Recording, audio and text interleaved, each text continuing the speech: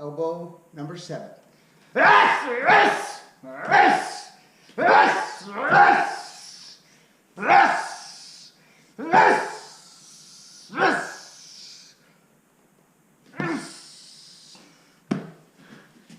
don't ever come back. Elbow number 7. Again, this is one of the orphans in level 1 for elbows. We don't see it a lot. It is actually a very, very dangerous strike. In MMA, this is referred to as a 12 o'clock to 6 o'clock strike, and it is actually illegal in most situations, especially if you're hitting the soft areas like the spine and the back of the head.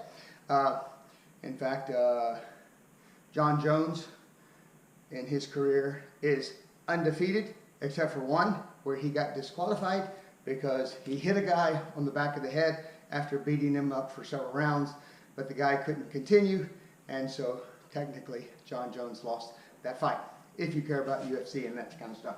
Anyway, so this right here is a vertical strike.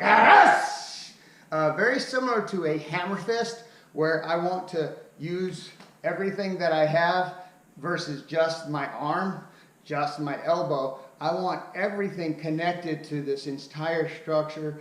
Gravity, I want gravity involved. I want my body weight, boom, driving down. This one is just literally the first couple of inches right behind the elbow bone itself, driving down vertically into here. I prefer not to have anything that has a slight angle to it, if possible. Sometimes you can't do it. You can't do that. The most common scenario for this is just as we did with our attack dummy there, where I've been grabbed here. I'm able to kind of clear their head to one side or the other. I have enough stability to where at that moment I'm okay. I don't feel like I'm about to get picked up. I don't feel like they have the right angle, and at that moment in time I take advantage of that moment to throw short, explosive strikes. Now, if there's any time when I throw an elbow where it has to be short and explosive, it's this one. If you try to get my whole body involved in this, a lot of times that will give that attacker the position that he needs, just the ever so slight shift in my weight upwards or along those lines, where he can pick me up, he can get a leg in position, trip me. So I want all of this, for the most part, most likely, is that I want all of this still. So this is my upper body rising up and then everything driving straight down into it.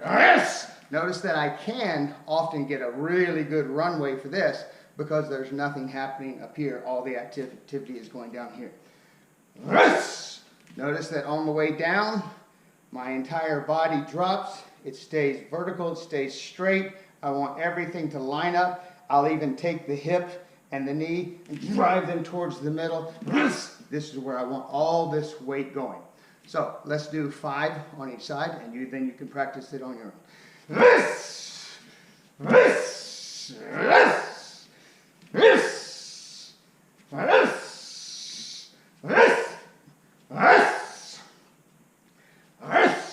Now, slight variation of this may be slightly more to the side. It simply depends on the position of the attacker's spine and head. Now, when I say head, I'm looking at literally below the skull, right here on the very, very sensitive tissues at the very top of the spine, anywhere in the spine. I don't know if you've ever been struck with bone on bone to your spine. It's extremely painful. I've had it done by accident before, and it was miserable for about 30 minutes. It can bruise very easily, but it's a very sensitive area.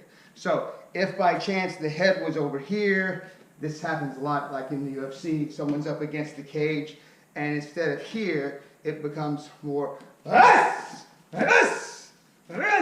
It's still very, very important that you don't allow space to go on down here by big movements here. Everything down here stays still. driving into the target. You just want things to be as vertical, as straight down as possible. Elbow number 7 in Krav Maga.